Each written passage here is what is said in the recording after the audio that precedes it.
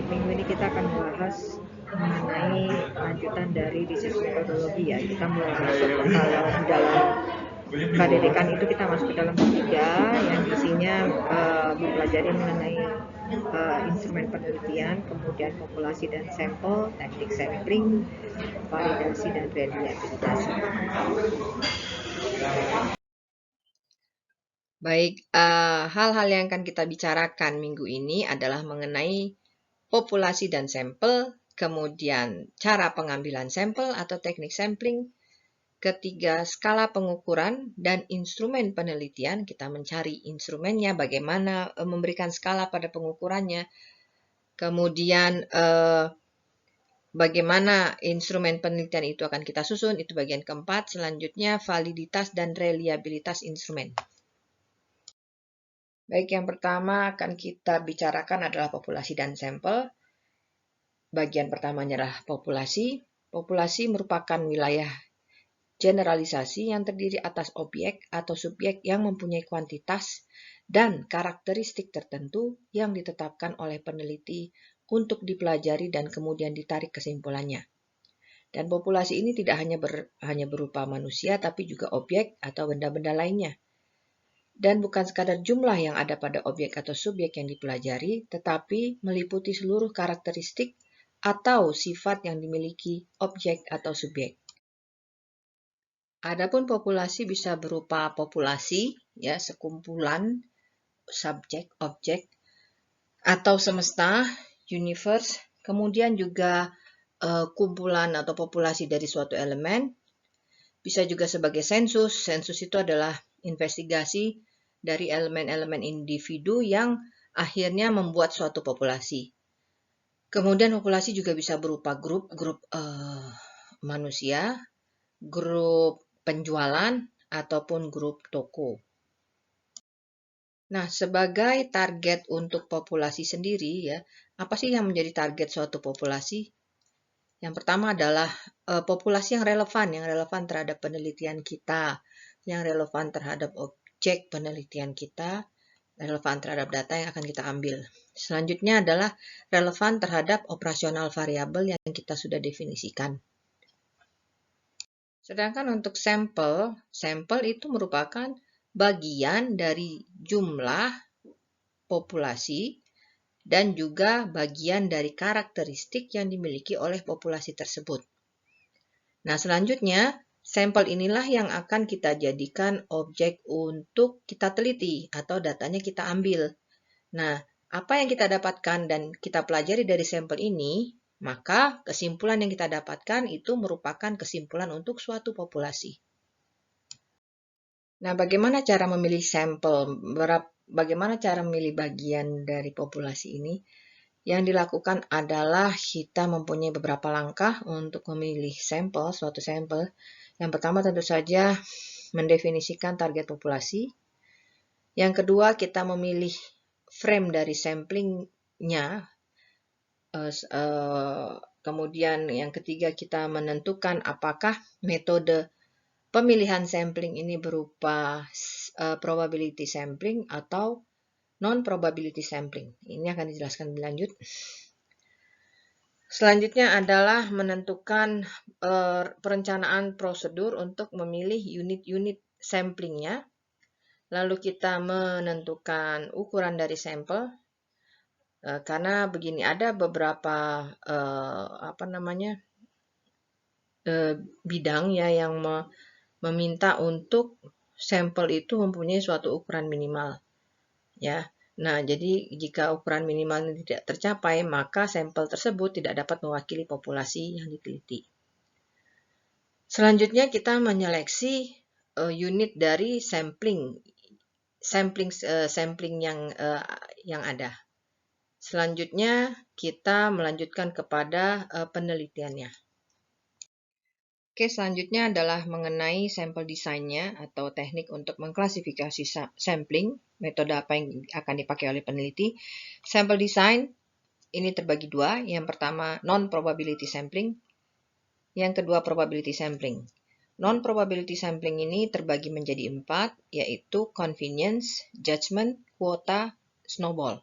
Sedangkan probability samples itu ada simple random probability samples, ada systematic, ada stratified, dan ada cluster. Baik, selanjutnya akan dijelaskan masing-masing dari term-term baru ini. Baik, dari diagram yang tadi sudah kita lihat, terlihat bahwa ada dua golongan besar kategori dari sampling. Yang pertama adalah probability. Probability sampling ini adalah teknik untuk memberikan peluang yang sama pada setiap anggota populasi untuk dipilih menjadi anggota sampel. Jadi, dengan kata lain, cara pengambilan sampel yang memberikan kesempatan yang sama untuk diambil kepada setiap elemen populasi. Jadi, diketahui ya anggotanya ya. Kemudian non-probability sampling. Kalau non-probability sampling ini adalah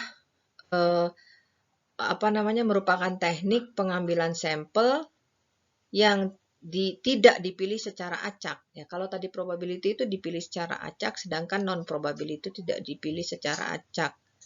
Unsur populasi yang terpilih dapat menjadi sampel dikarenakan karena bisa saja kebetulan atau karena memang sedikit populasinya. Jadi harus dan sedikit dan semuanya ada gitu loh available. Jadi itu bisa diambil sebagai sampel semua. Atau juga karena faktor lain yang memang sudah direncanakan oleh peneliti. Kita masuk ke non-probability sampling dulu ya. Jadi tadi yang pertama adalah convenience, kedua judgment, ketiga kuota, dan keempat snowball. Oke, yang pertama adalah convenience sampling. Convenience sampling ini dapat dikatakan juga sebagai pengambilan sampel serampangan atau tidak sengaja ya. Di mana prosedur dari pengambilan sampel untuk mendapatkan orang atau unit yang paling mudah tersedia ya. Itu definisi dari convenient sample, accidental sample. Oke, yang selanjutnya adalah judgment sampling. Judgment sampling ini dapat dikatakan juga purposive sampling, artinya adalah suatu sampling atau metode pengambilan sampel yang mempunyai tujuan khusus. Oke. Di sini dapat dilihat bahwa jadi sebagai peneliti yang mempunyai pengalaman ya, melihat sampel tersebut, itu berdasarkan penilaiannya atas hasil pengalamannya tentang beberapa karakteristik yang sesuai yang memang diperlukan dari anggota sampel tersebut. Selanjutnya adalah kuota sampling. Kuota sampling ini memastikan bahwa berbagai subgrup atau subkelompok dalam suatu populasi dapat terwakili pada karakteristik sampel yang bersangkutan.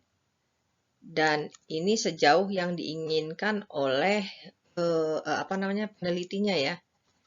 Kemudian juga seringkali kuota sampling ini rancu dengan stratified sampling. Nanti akan dijelaskan stratified sampling apa, tapi yang pasti ingat bahwa kalau kuota sampling ini termasuk kategori non-probability sampling, sedangkan stratified sampling merupakan bagian dari probability sampling.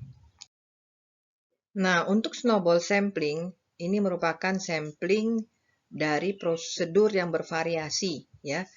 Jadi awalnya dipilih berdasarkan metode probability, kemudian selanjutnya dari sampel yang sudah diambil, kemudian dari si responden tersebut, ya responden yang dipilih, nanti akan muncul suatu pernyataan dari responden tersebut bahwa ada sampel lain lagi yang bisa dijadikan objek penelitian oleh peneliti sebagai sampel. Nah, jadi ada tambahan informasi dari responden yang terpilih sehingga kita mendapatkan responden baru lagi. Nah, sekarang kita masuk ke probability sampling ya. Probability sampling itu antara lain adalah simple random sample, kemudian systematic sample, ketiga stratified sample, Keempat, cluster sample. Kelima, multi-stage area sample. Nah, yang pertama kita akan bahas mengenai simple random sampling. Ini merupakan suatu prosedur sampling yang memastikan bahwa setiap elemen pada populasinya mempunyai hak yang sama untuk dapat diambil sebagai sampel. Contohnya adalah penelitian-penelitian pada keuangan ya yang memakai data-data seperti data harga saham ya. Nah, itu biasanya adalah dikategorikan sebagai simple random sampling. Karena semua sampel yang ada dalam populasi harga saham itu dapat kita ambil. Sekarang terserah mau kapan yang kita ambil, periodenya kah yang mau kita ambil atau apa ya, tapi semuanya bisa terambil. Nah, kalau systematic sampling ini suatu proses sederhana. Jadi nama-nama responden dalam populasinya tersebut kita bikin daftarnya ya. Daftarnya itu daftar random ya. Misalnya katakanlah populasinya ada 1 sampai 200. Kita bikin nama-nama responden tersebut dalam list. Kemudian kita tentukan prosedurnya. Oke, sampel yang saya ambil ini adalah nomor 1 sampai 100 karena kecukupan sampelnya hanya cukup sampai 100, maka yang saya ambil nomor 1 sampai 100 saja. Nah, gitu, itu systematic sampling. Ya. Nah, kalau untuk stratified sampling, ini merupakan sampel probability ya, di mana subsampelnya akan diambil berdasarkan strata yang berbeda. Jadi sampelnya sudah kita pilih nih misalnya ya, kemudian kita kategorikan lagi ada tingkatan-tingkatan, misalnya kalau di dalam organisasi ada, oh ini adalah level manajernya, oh ini adalah level supervisornya, oh ini adalah level senior employee-nya, seperti itu. Ya, jadi setiap strata itu paling tidak dia mempunyai karakter yang sama atau hampir sama dengan apa yang kita inginkan pada karakter dalam strata tersebut.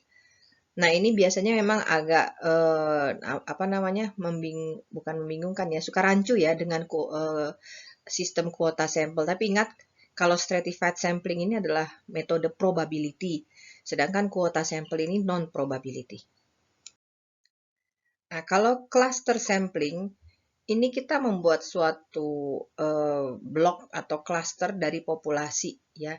Jadi cluster sampling ini untuk membuat sampel yang secara ekonomik mempunyai karakter yang sama pada setiap blok-bloknya.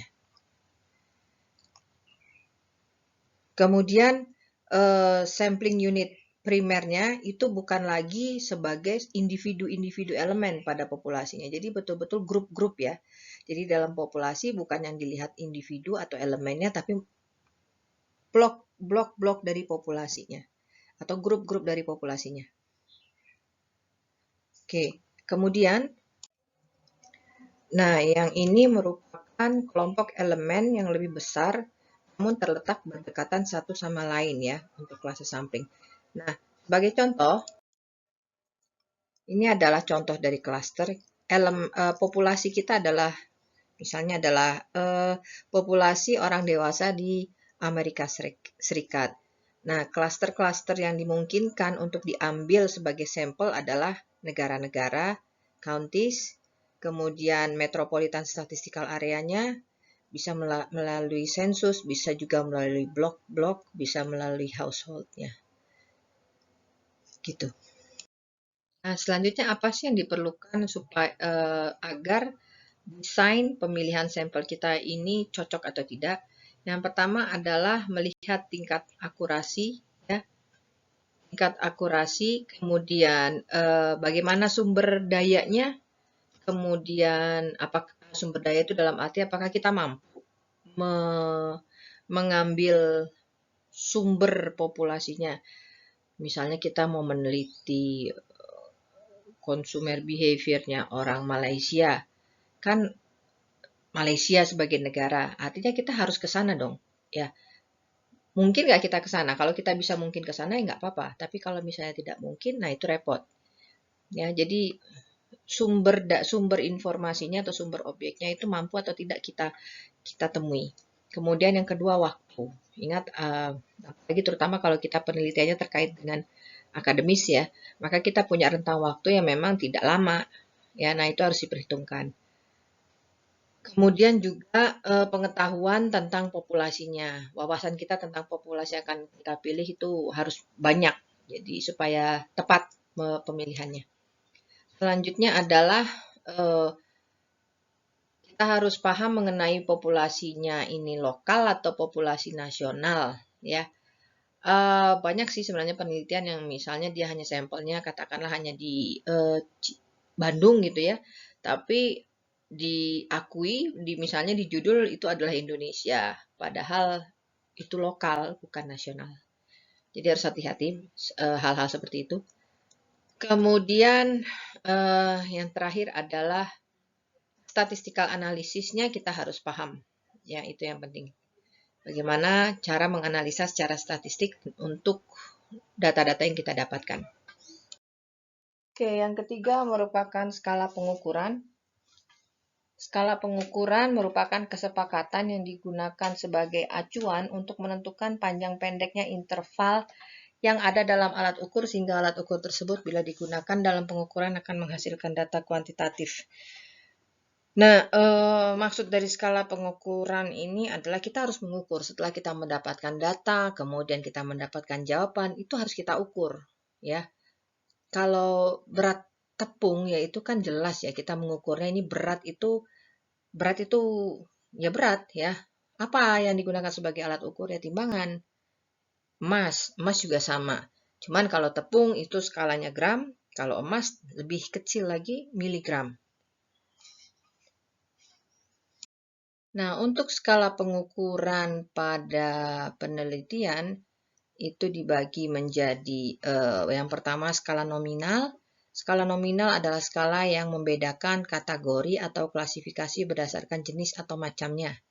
Skala ini tidak membedakan urutan maupun tingkatan. Contoh, jenis kelamin pria dan wanita, jenis pekerjaan seperti pegawai negeri, pegawai swasta, dan wirausaha. Sedangkan skala ordinal merupakan skala yang membedakan kategori berdasarkan tingkatan atau urutan. Contohnya, membagi tinggi badan sampel ke dalam 3 kategori tinggi, sedang, dan pendek. Nah, ini saya ketinggalan tulisan ya. Selanjutnya yang lain adalah mengenai kepuasan. Kepuasan itu kita bisa pilih sangat puas, puas, cukup puas, tidak puas, dan sangat tidak puas. Selanjutnya skala interval. Skala interval merupakan skala yang membedakan kategori dengan selang atau jarak tertentu di mana jarak antar kategorinya sama. Nah, skala interval ini tidak memiliki nilai 0 mutlak. Contoh, penelitian dengan membagi tinggi badan sampel ke dalam 4 interval, yaitu 140 sampai 149, 150 sampai 159 sampai 170 179. Nah, ini sepertinya ukuran tinggi badan orang dewasa ya yang ada di Indonesia sepertinya. Kemudian temperatur ruangan bisa diukur dalam Celcius atau Fahrenheit dengan masing-masing mempunyai skala tersendiri. Nah, yang terakhir adalah skala rasio. Skala rasio itu merupakan penggabungan dari ketiga sifat skala sebelumnya. Skala rasio memiliki nilai 0 mutlak dan datanya dapat dikalikan atau dibagi. Jarak antar kategorinya tidak sama karena bukan dibuat dalam rentang interval seperti skala interval, ya. Contoh tinggi badan sampel terdiri dari 143, 145 dan seterusnya. Jadi ini pure angka yang digunakan. Nah, sedangkan di ilmu sosial ya, ilmu sosial, pendidikan, bisnis itu kebanyakan memakai skala sikap, di mana skala sikap ini akan diukur melalui skala Likert, skala Goodman, rating scale, kemudian semantik diferensial. Nah, keempat jenis skala ini bila digunakan dalam pengukuran akan memakai data interval atau rasio. Hal ini tergantung kepada bidang yang diukur. Untuk skala Likert digunakan untuk mengukur sikap, pendapat, dan persepsi seseorang atau sekelompok orang tentang fenomena sosial. Dalam penelitian, fenomena sosial ini telah ditetapkan secara spesifik oleh peneliti yang selanjutnya disebut sebagai variabel penelitian. Ya, jadi variabel penelitian di sini merupakan fenomena sosial yang ditetapkan secara spesifik oleh peneliti. Kemudian lagi dengan skala Likert, variabel akan dijabarkan menjadi indikator variabel, di mana indikator tersebut dijadikan titik tolak untuk menyusun item-item instrumen yang dapat berupa pertanyaan atau pernyataan. Jadi dari variabel ya kemudian diturunkan lagi menjadi indikator, indikator diturunkan lagi menjadi suatu instrumen yang lebih point to point ya. Nah, ketika nanti ada jawaban dari setiap item instrumen, nah ini harus mempunyai skala yang mempunyai gradasi dari sangat positif sampai negatif. Misalnya dengan memakai kata setuju, sangat setuju, setuju, ragu-ragu, tidak setuju, dan sangat tidak setuju. Nah, ini sebagai contoh di sebelah kanan merupakan suatu pertanyaan dari item-item instrumen yang diturunkan dari indikator dan variabel adalah sebagai berikut. Prosedur kerja yang baru itu akan segera ditetapkan, yang diterapkan di perusahaan Anda.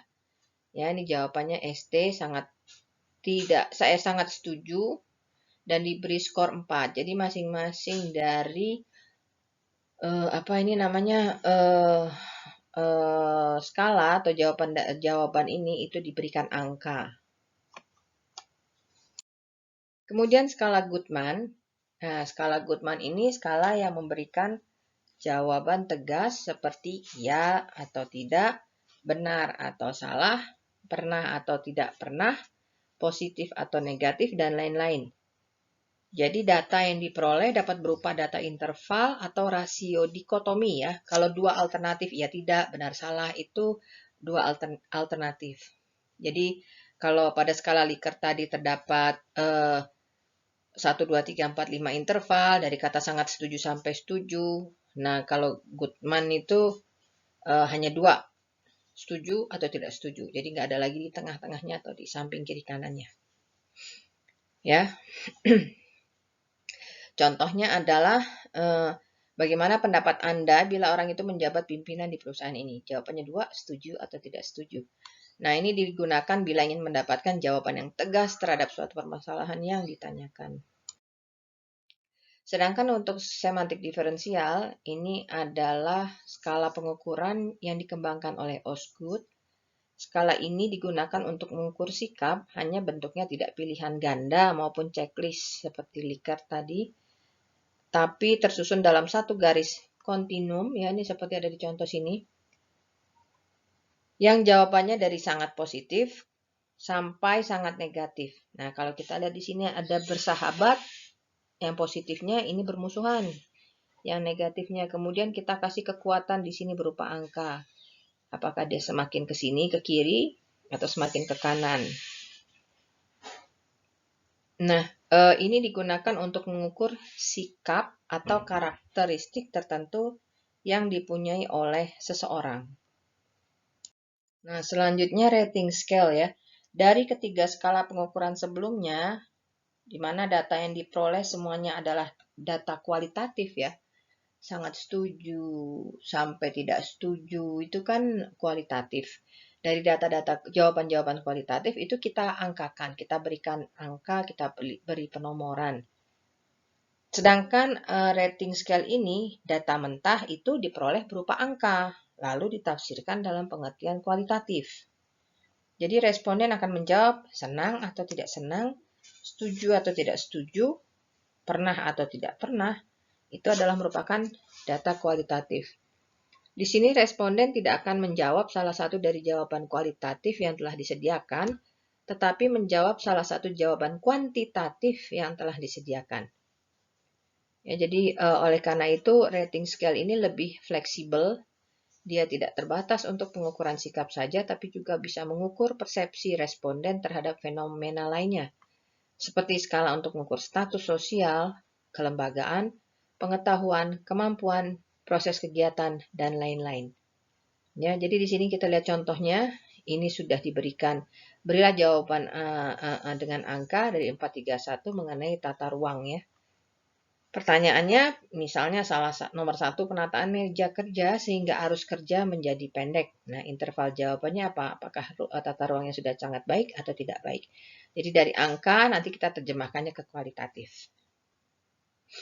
Nah, tadi ketika kita berbicara tentang skala pengukuran itu harus ada pada suatu instrumen, ya, instrumen penelitian dikatakan di sini. Jadi dari suatu pemikiran bahwa setiap sesuatu yang diukur harus mempunyai alat untuk mengukur, ya. Kalau kita tadi alat untuk mengukurnya ya pertanyaan-pertanyaan, ya. Nah, kalau benda kan biasanya seperti berat tadi kita perlu alat ukurnya timbangan. Untuk mengukur suhu termometer, untuk mengukur jarak pakai penggaris.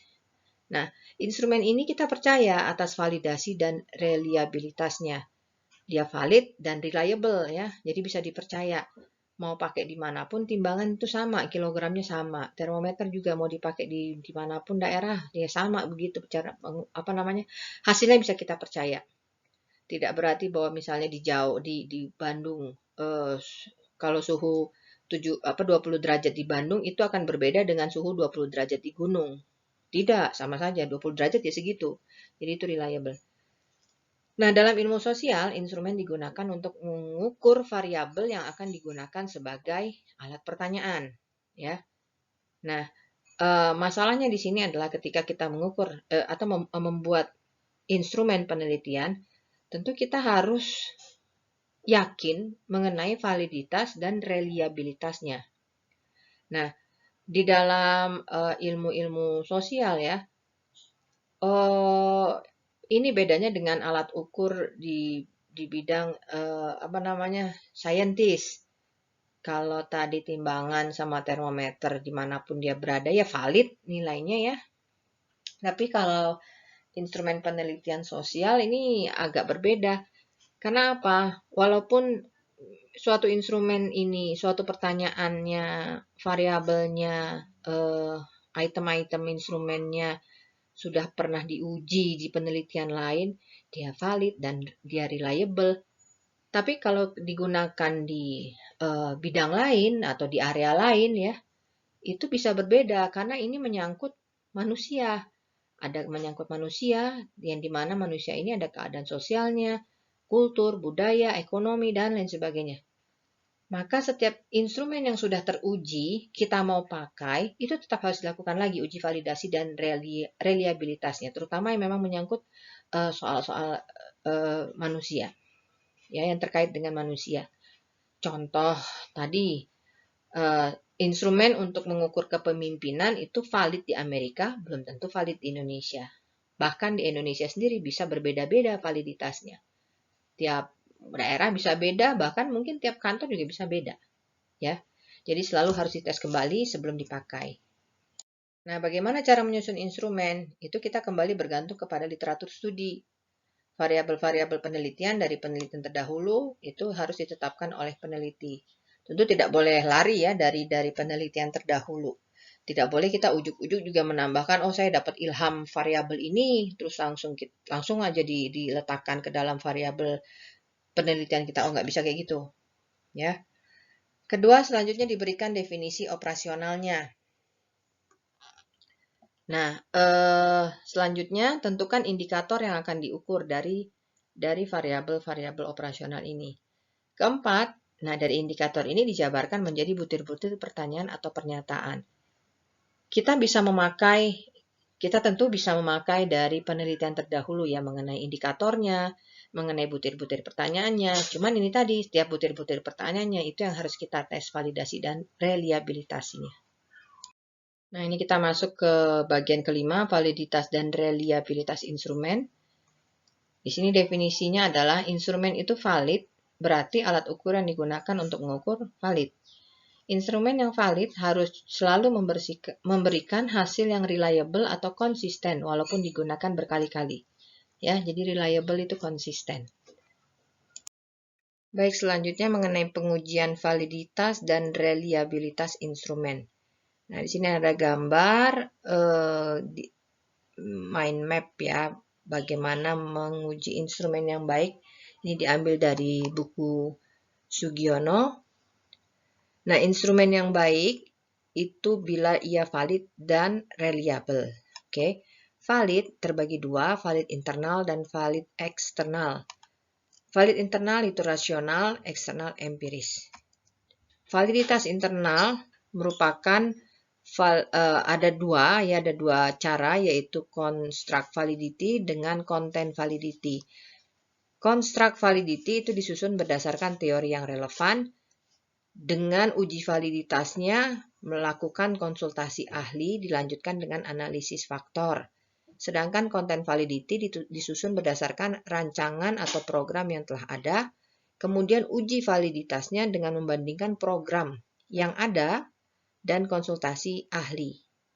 Sedangkan validitas eksternal disusun berdasarkan fakta-fakta empiris yang telah terbukti. Uji validitasnya dibandingkan dengan standar yang telah ada, dilanjutkan dengan analisis faktor dan buktir.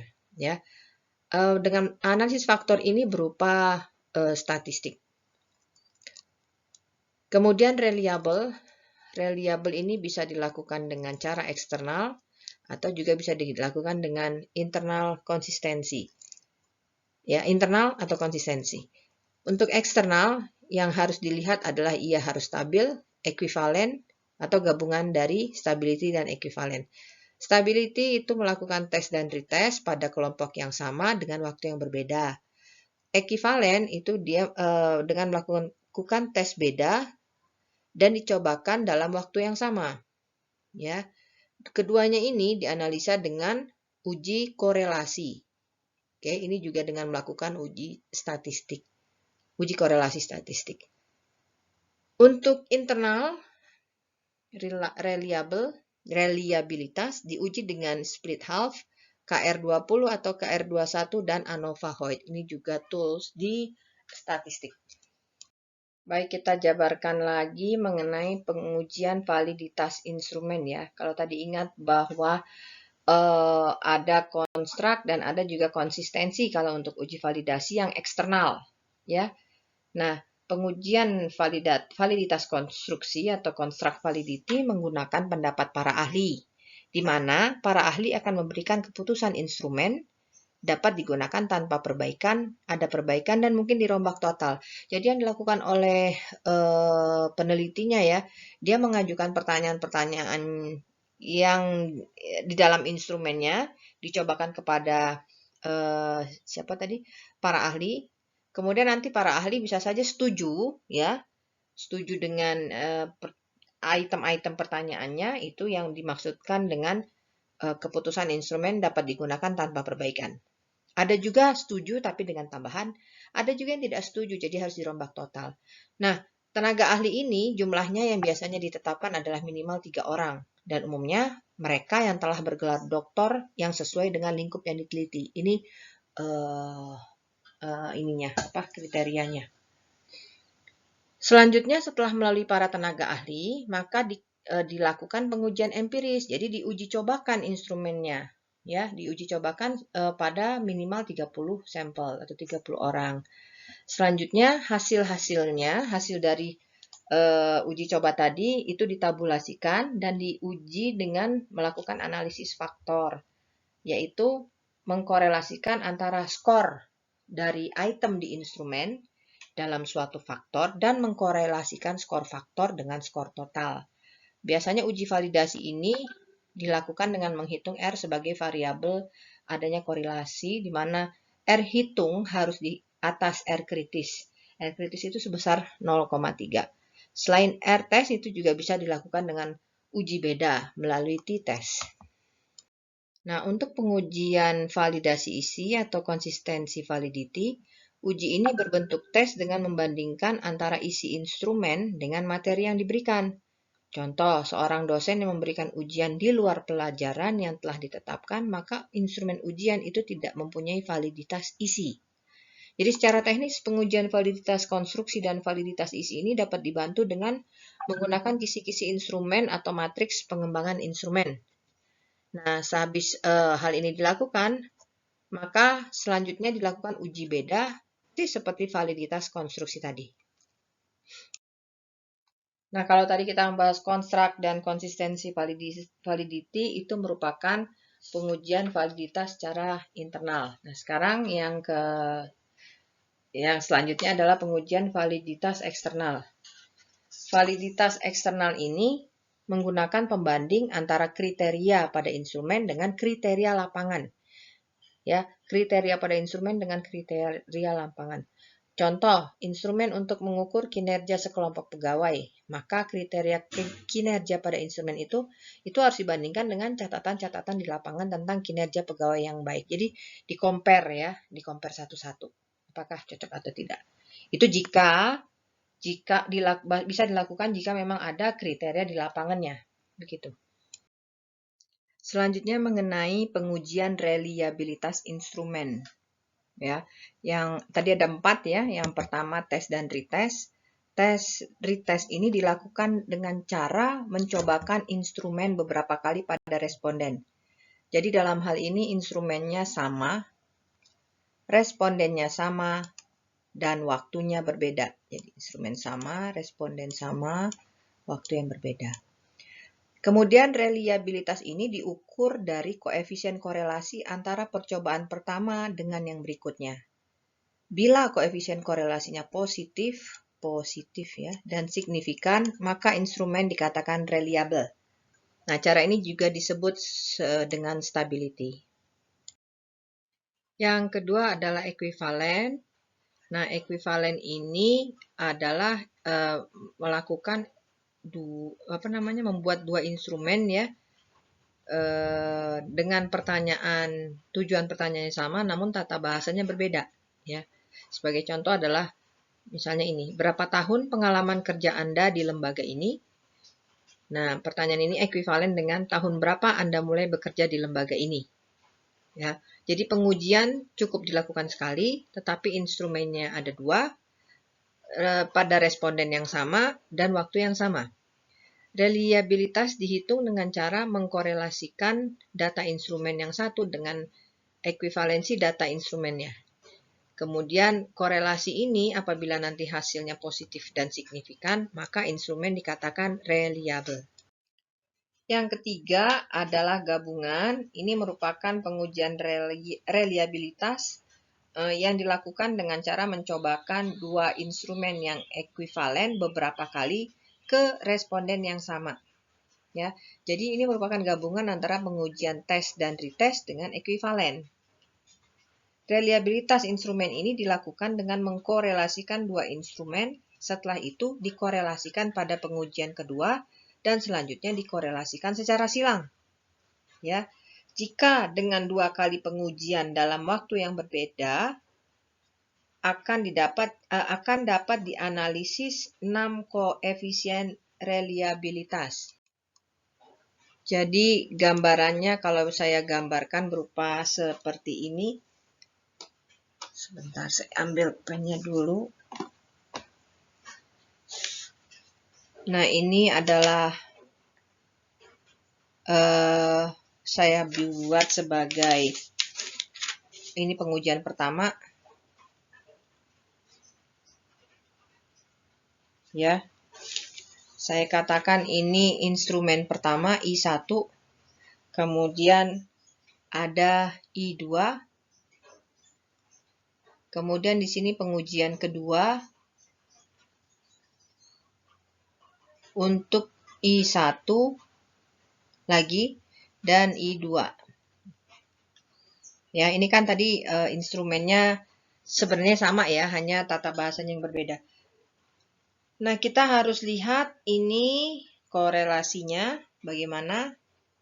Jadi korelasi 1, kemudian ada korelasi 2, kemudian ada korelasi 3, dan ini korelasi 4. Selanjutnya ada korelasi 5, panah, kemudian korelasi 6. Jadi ada 6 korelasi. Nah, jika dengan 2 kali pengujian dalam waktu yang berbeda dapat dianalisa 6 korelasi ini ya.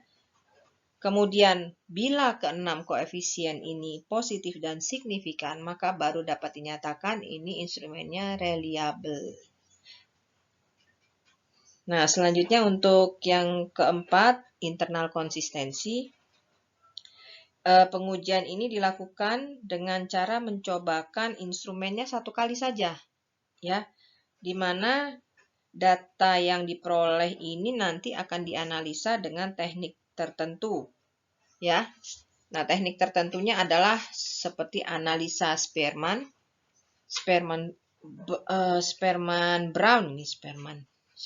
Brown ya, kurang R, atau split half. Kemudian ada KR20 dan KR21, kemudian juga ada ANOVA-Hoyt. Nah, ini langsung memang memakai tool statistik ya, bisa memakai program-program seperti SPSS atau eFuse.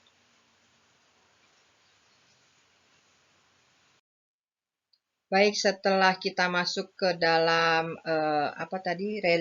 reliabilitas ya, reliabilitas instrumen, maka ini adalah akhir dari perkuliahan kita hari ini.